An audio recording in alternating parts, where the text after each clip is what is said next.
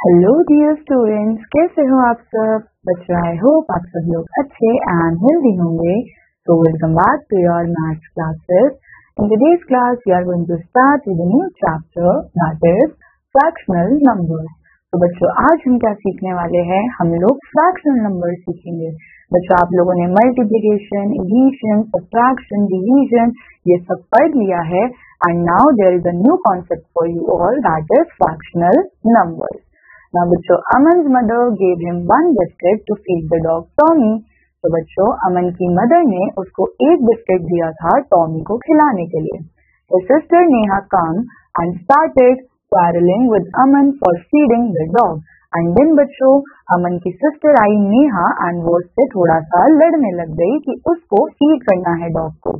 Then mother came, inquired reason for the quarrel, and then mother I and उन्होंने पूछा कि तुम दोनों क्यों लड़ रहे हो, and told each of them to feed the dog with half biscuit. तो बच्चों यहाँ पे मदर ने क्या सॉल्यूशन निकाला, उन्होंने बोला ओके हमारे पास एक बिस्किट है, तो उन्होंने हाफ बिस्किट दिया अमन को एंड हाफ बिस्किट दिया उसकी सिस्टर को। How to make one biscuit into two half. तो बच्चों यहाँ पे क्या किया गया, look at the picture and identify the half. हमारे पास था एक बिस्किट एंड इस एक बिस्किट को टू इक्वल पार्ट्स में तोड़ा गया एंड बच्चों this is the half biscuit. तो बच्चों इस तरह से क्या किया गया, एक बिस्किट को दो इक्वल पार्ट्स में डिवाइड किया गया एंड लड़ाई सॉल्व हो गई। देन बच्चों हमारे पास यहाँ पे एक केक है एंड इस एक केक को टू इक्वल पार्ट्स में डिवाइड किया, तो हाफ केक कैसा है, वो ऐसा दिखता है ना बच्चों। If we divide one object into two equal parts, then each equal part is represented by half, and बच्चों उसको हम लिखते हैं 1/2। तो बच्चों जब भी हम किसी चीज को क्या करते हैं, दो इक्वल पार्ट्स में डिवाइड कर देते हैं, तो उसका हर एक पार्ट क्या रिप्रेजेंट करने वाला है, हाफ, जिसको हम लिखते कैसे हैं 1/2। Now बच्चों we have fractions of a whole, so 1/2। तो बच्चों 1/2 रिप्रेजेंट करता है one part out of two equal parts of a whole. तो बच्चों 1/2 का मतलब क्या होता है, 1/2 रिप्रेजेंट करता है हमारा एक पार्ट किस चीज का, तो बच्चों one part out of two equal part. तो यहाँ पे बच्चों फॉर एग्जाम्पल हमारे पास एक होल है, यानी कि ये एक पूरा का पूरा ऑब्जेक्ट है। नाउ जब हमने इस ऑब्जेक्ट को दो इक्वल पार्ट्स में डिवाइड किया, तो बच्चों सी इसका हर एक पार्ट क्या रिप्रेजेंट कर रहा है, 1/2 1/2।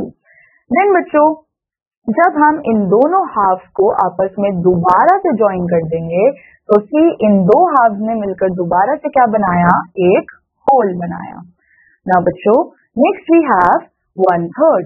तो बच्चों 1/3 क्या करता है, वो रिप्रेजेंट करता है एक part out of three equal part. तो बच्चों 1/3 का मतलब होता है कि हमारे पास टोटल 3 पार्ट्स है एंड उन 3 पार्ट में से 1/3 वाला पार्ट जो है वो एक पार्ट रिप्रेजेंट कर रहा है।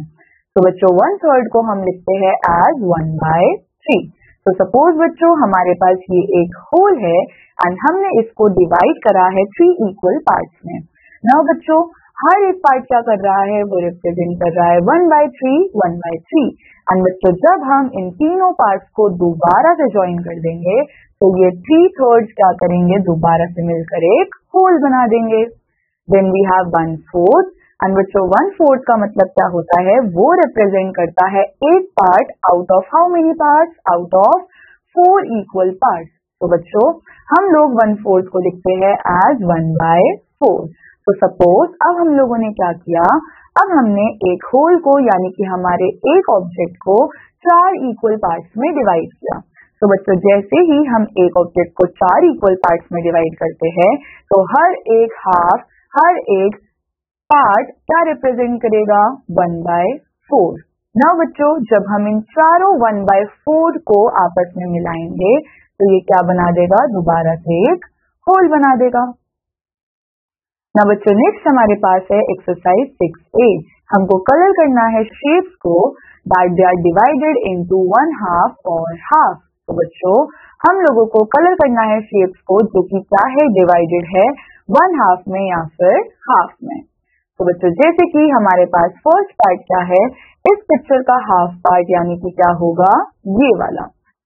ना बच्चों अगर हम सी पार्ट पे आए तो इसका 1/2 क्या होगा, तो बच्चों ये वाला पोर्शन जो है वो हाफ पोर्शन रिप्रेजेंट करेगा। तो इस तरह से आप सब लोग यहाँ पे कलरिंग करोगे। लाइक दिस आप सब लोग यहाँ पे कलर करोगे।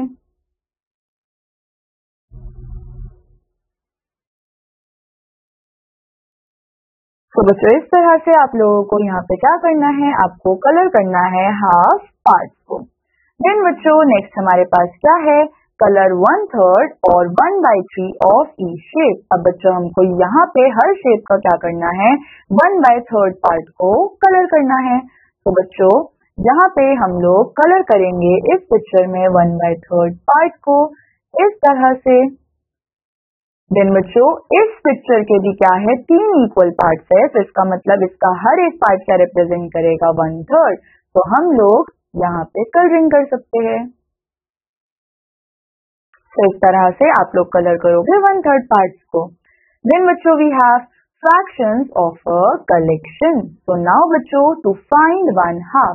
तो बच्चों जब भी हमको फाइंड करना है 1/2 को एक कलेक्शन में से, तो हम क्या करते हैं, हम डिवाइड करते हैं बाय 2।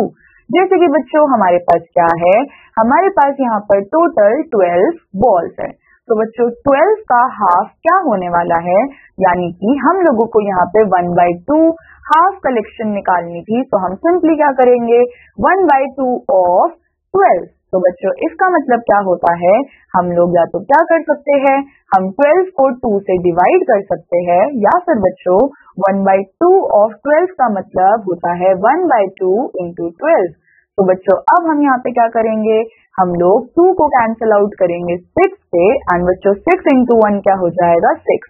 तो either you can practice this method, और सिंपली आप लोग क्या कर सकते हो, जब भी आपको हाफ पार्ट निकालना हो किसी भी कलेक्शन का, तो आप simply total number of objects जो कि उस कलेक्शन में होंगे उसको डिवाइड कर दोगे 2 से। तो आंसर इज 6। नाउ बच्चों अगर हमको फाइंड आउट करना है 1/4, तो हम क्या करते हैं, हम कलेक्शन को डिवाइड करते हैं 4 से। तो बच्चों यहाँ पे टोटल हमारे पास कलेक्शन है 12 का, और अगर हमको 1/4 पार्ट निकालना है तो हम किससे डिवाइड करेंगे, 4 से। तो 12 डिवाइडेड बाय 4 बच्चों कितना हो जाएगा, 3। तो इसका मतलब 3 बॉल्स जो है वो यहाँ पे वो क्या रिप्रेजेंट कर रही है, 1/4 पार्ट। Now बच्चों we have numerator and denominator of fraction. So in a fraction the number on the top उसको हम क्या बोलते हैं, न्यूमरेटर। यानी कि बच्चों हम लोग इतनी देर से जो 1/2 1/4 लिख रहे थे, तो उसमें जो टॉप पे हम नंबर लिखते हैं वो रिप्रेजेंट करता है न्यूमरेटर, एंड बच्चों नंबर जो कि कहाँ पे होता है, बॉटम पे, वो क्या रिप्रेजेंट करता है, डिनोमिनेटर। ना बच्चों ये रहा हमारे पास न्यूमरेटर, हम ऊपर लिखते हैं न्यूमरेटर को, देन हम बॉटम पे लिखते हैं डिनोमिनेटर को। तो बच्चों we have number of selected part, हम लोगों ने यहाँ पे कितने पार्ट्स को सिलेक्ट कर रखा है, खाली 1 पार्ट को। एंड बच्चों टोटल हमारे पास कितने पार्ट्स है, 1 2 3 4। तो वो हमने लिखा नीचे डिनोमिनेटर में। तो हमारे पास फ्रैक्शन क्या आया, 1/4। नाउ बच्चों वी हैव एक्सरसाइज 6B। तो यहाँ पे आप लोगों को आइडेंटिफाई करना है न्यूमरेटर और डिनोमिनेटर को हर फ्रैक्शन में। तो ए पार्ट में हमारे पास है 2/5। तो न्यूमरेटर क्या है, 2, एंड बच्चों डिनोमिनेटर क्या है, 5। देन बच्चों नेक्स्ट हमारे पास है 5/7। तो यहाँ पे न्यूमरेटर 5 है एंड डिनोमिनेटर 7। तो इसी तरीके से आप लोग यहाँ पे न्यूमरेटर और डिनोमिनेटर को फाइंड आउट करोगे। देन वी हैव बच्चों फाइंड द फ्रैक्शन। तो अब हम लोगों को क्या करना है, हमको यहाँ पे फ्रैक्शन को फाइंड आउट करना है। तो बच्चों 1/2 ऑफ 20 का मतलब क्या है कि हम 20 को डिवाइड करेंगे 2 से, एंड आंसर आएगा 10। देन बच्चों 1/3 ऑफ 15 का मतलब क्या है कि हम 15 को डिवाइड करेंगे 3 से, एंड आंसर आएगा 5। तो इस तरह से आप लोग यहाँ पे इन पार्ट्स को सॉल्व करोगे। देन बच्चों थर्ड पार्ट हमारे पास है कलर 1/4 ऑफ ईच शेप। तो अब हमको यहाँ पे कलर करना है 1/4 पार्ट को। तो बच्चों ये रहा इस शेप का 1/4 पार्ट, बच्चों इस शेप का 1/4 पार्ट ये रहा। तो इस तरह से आप लोग यहाँ पे इन शेप्स को कलर करोगे। Then we have fill in the blank with the correct fractions. तो बच्चों हमको अब यहाँ पे correct fractions लिखने हैं. हमको बोला है 2 parts out of 5 equal parts. तो टोटल हमारे पास 5 पार्ट्स है. तो बच्चों हम डिनोमिनेटर में लिखेंगे 5 एंड 5 में से हमको कितने पार्ट्स गिवन है 2. तो हम लिखेंगे 2/5. Then we have 3 parts out of 7 equal parts. तो ये बनेगा बच्चों 3/7. तो इस तरह से आप लोग यहाँ पे क्या करोगे, फ्रैक्शंस लिखोगे. Then write the fraction. तो बच्चों यहाँ पे है 2/7. तो 2/7 का मतलब क्या होता है 2/7. देन बच्चों 3/5 का मतलब क्या होता है 3/5. 6/9 का मतलब क्या होता है 6/9.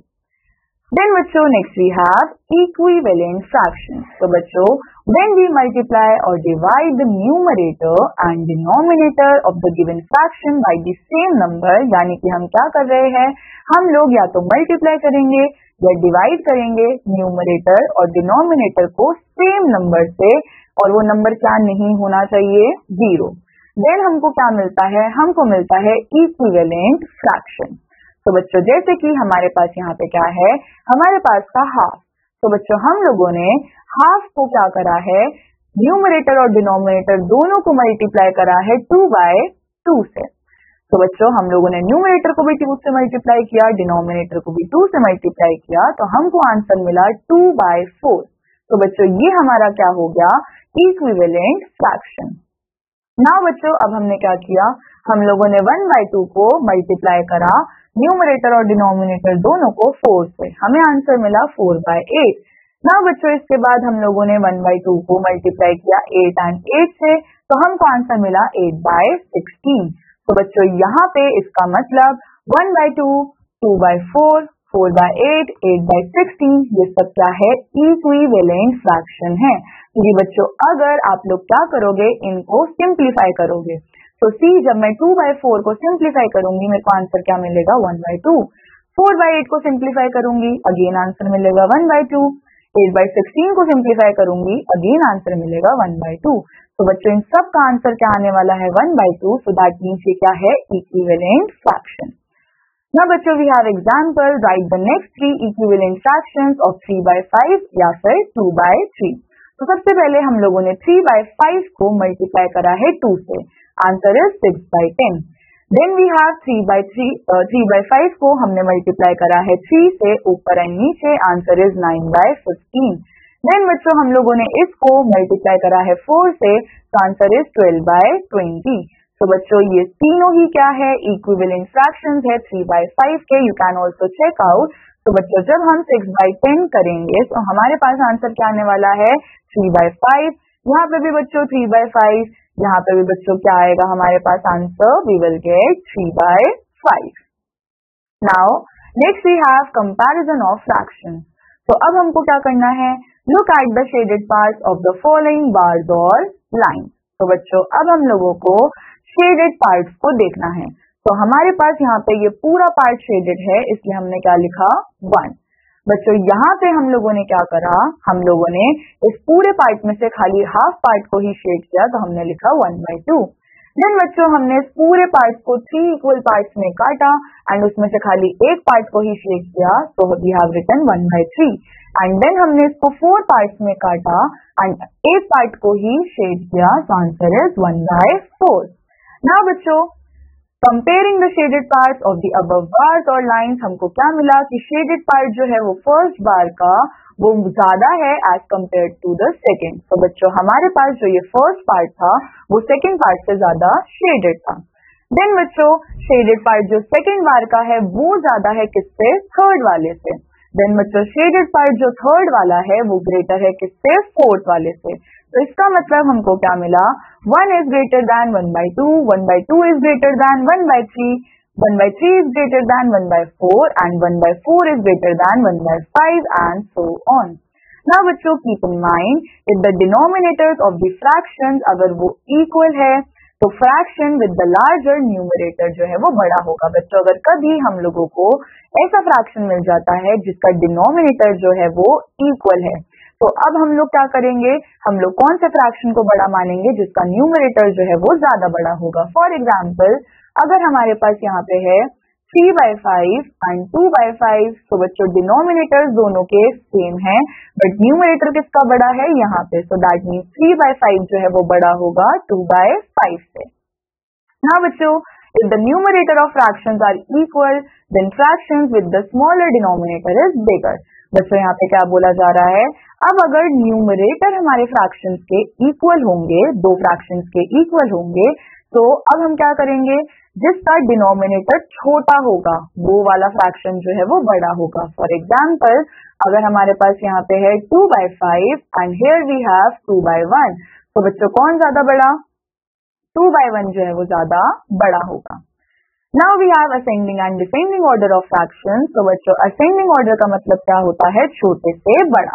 So we can arrange fractional numbers in ascending या फिर increasing order, and descending order को हम लोग किसमें अरेंज करते हैं, डिक्रीजिंग ऑर्डर में।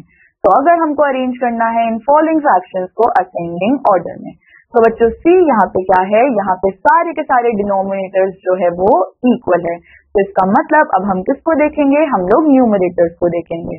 एंड बच्चों जिसका न्यूमरेटर बड़ा वो वाला फ्रैक्शनल वैल्यू बड़ा। तो अब हमको क्या करना है, असेंडिंग ऑर्डर में लिखना है। सो दैट मीन्स कि हम लोग सबसे पहले सबसे छोटा फ्रैक्शनल नंबर लिखेंगे। तो बच्चों सबसे छोटा फ्रैक्शनल नंबर हमारे पास होगा 1/3, देन 2/3, 4/3, 5/3 एंड 8/3। तो इस तरह से आप लोगों को यहाँ पे इन क्वेश्चंस को असेंडिंग और डिसेंडिंग ऑर्डर में अरेंज करना है। देन बच्चों we have arrange the following fractions in descending order. तो बच्चों डिसेंडिंग ऑर्डर में क्या होता है, कि यहाँ पे हमारे पास सारे के सारे डिनोमिनेटर्स जो है वो क्या है, इक्वल है। तो बच्चों all the fractions have same denominator a, तो एज द न्यूमरेटर 1 जो है वो स्मॉलेस्ट है। तो बच्चों यहाँ पे न्यूमरेटर 1 जो है वो स्मॉलेस्ट है, तो इसका मतलब हमारा डिसेंडिंग ऑर्डर क्या बनेगा, हमारे पास बच्चों जो सबसे बड़ा न्यूमरेटर वैल्यू होगा तो बच्चों as the numerator 1 is smallest among 3, 1, 4, 5 and 8, तो इसका मतलब हमारा डिसेंडिंग ऑर्डर क्या बनेगा कि हमारा 1/8 जो है वो सबसे ज्यादा बड़ा है एंड 8/8 जो है वो सबसे ज्यादा छोटा है। तो बच्चों यहाँ पे भी हमारे पास क्या है, सारे डिनोमिनेटर सेम है। तो यहाँ पे डिसेंडिंग ऑर्डर हमारे पास क्या बनेगा, 2/5 इज द बिगेस्ट एंड बच्चों 9/5 जो है वो सबसे छोटा होगा। Now we have exercise 6C। तो बच्चों करना है इन ब्लैंक्स को, तो 1/2 बच्चों किसके इक्वल होगा, 2/4 के। Then we have 1/3। तो जब हम इसको क्या करेंगे, हम लोग इसको मल्टीप्लाई करेंगे। तो बच्चों हम यहाँ पे मल्टीप्लीकेशन कर रहे हैं 5 से, तो ये हमारे पास आ जाएगा 5/15। देन बच्चों नेक्स्ट हमारे पास क्या है, नेक्स्ट वी हैव 1/4 एंड नीचे बच्चों हमारे पास 12 है। तो 4 3 बच्चों हमारे पास क्या आ जाएगा, 12। तो इसका मतलब ऊपर भी हम 3 से मल्टीप्लाई करेंगे, सो इट विल बी 3/12। तो इस तरह से आपको यहाँ पे इन क्वेश्चंस को प्रैक्टिस करना है। Now next we have write the 3 equivalent fractions. तो 1/2, 2/4, 3/6। अब बच्चों इसके बाद हमको क्या करना है, हम लोग अब 1/2 को 4 से मल्टीप्लाई करेंगे, so we will get 4/8। Then बच्चों 1/2 को हम 5 से मल्टीप्लाई करेंगे ऊपर नीचे, so we will get 5/10। Then बच्चों हम इसको 6 से मल्टीप्लाई करेंगे ऊपर नीचे, सो वी विल गेट 6/12। तो इस तरह से आप लोग यहाँ पे इक्विवेलेंट फ्रैक्शंस बनाओगे। Then we have write whether the following statements are true और फॉल्स। तो बच्चों 3/5 एंड 4/20 आर इक्विवेलेंट फ्रैक्शंस। तो ये लोग बोल रहे हैं कि 3/15 और 4/20 जो है वो इक्विवेलेंट फ्रैक्शंस है। तो बच्चों बताओ कि क्या ये ट्रू है या फॉल्स। तो बच्चों दिस इज ट्रू। देन बच्चों आपके पास है फोर्थ पार्ट, जिसमें क्या करना है, हमको फिल करना है इन बॉक्सेस को यूजिंग ग्रेटर और लेस देन साइन। तो बच्चों हमारे पास है यहाँ पे 2/3 एंड 7/3। तो बच्चों हम लोगों ने ये देखा था कि जब भी डिनोमिनेटर्स क्या होंगे, इक्वल होंगे, तो हमको क्या करना है, न्यूमरेटर को देखना है एंड जिसका न्यूमरेटर वैल्यू बड़ा वो नंबर क्या होगा, बड़ा। तो बच्चों यहाँ पे 7/3 जो है वो ग्रेटर होगा 2/3 से। सिमिलरली बच्चों यहाँ पे 4/5 जो है वो बड़ा होगा 2/5 से। तो इस तरह से आप लोग यहाँ पे ग्रेटर और लेस देन और इक्वल साइन का यूज करोगे। Then we have which of the fractions have the same numerator. तो बच्चों यहाँ पे हमारे पास कौन से fractions है जिनके same numerators है. तो बच्चों we have E and F part जिनके पास क्या है same numerators. Then बच्चों 6 part में आपको arrange करना है in numbers को ascending order में and 7 part में you will arrange it in descending order. Now बच्चों next we have fraction on the number line. So we have learned the representation of whole number on number line. बच्चों हम लोगों ने whole numbers को number line पे represent करना सीखा था. अब हम क्या करेंगे, हम लोग fractions को number line पे represent करना सीखेंगे. For example बच्चों हम लोगों ने यहाँ पे क्या करा है, हमारे पास A part पे एक whole number है, but C, B, C, D, E, F इन सब पे एक fractional numbers है. तो बच्चों हमारे पास एक लाइन सेगमेंट है AF जिसको हमने डिवाइड किया है 5 इक्वल पार्ट्स में. सी बच्चों हमारे पास A से F तक एक लाइन सेगमेंट है, इसको हमने 1, 2, 3, 4, 5 इक्वल पार्ट्स में डिवाइड कर दिया. ना बच्चों इक्वल पार्ट्स है तो इसका मतलब AB किसके इक्वल होगा, BC के, BC CB के इक्वल है, CD DE के इक्वल है, TE EF के इक्वल है एंड ये सब एक दूसरे के इक्वल है एंड सबका रिप्रेजेंटेशन हम कैसे लिख सकते हैं 1/5.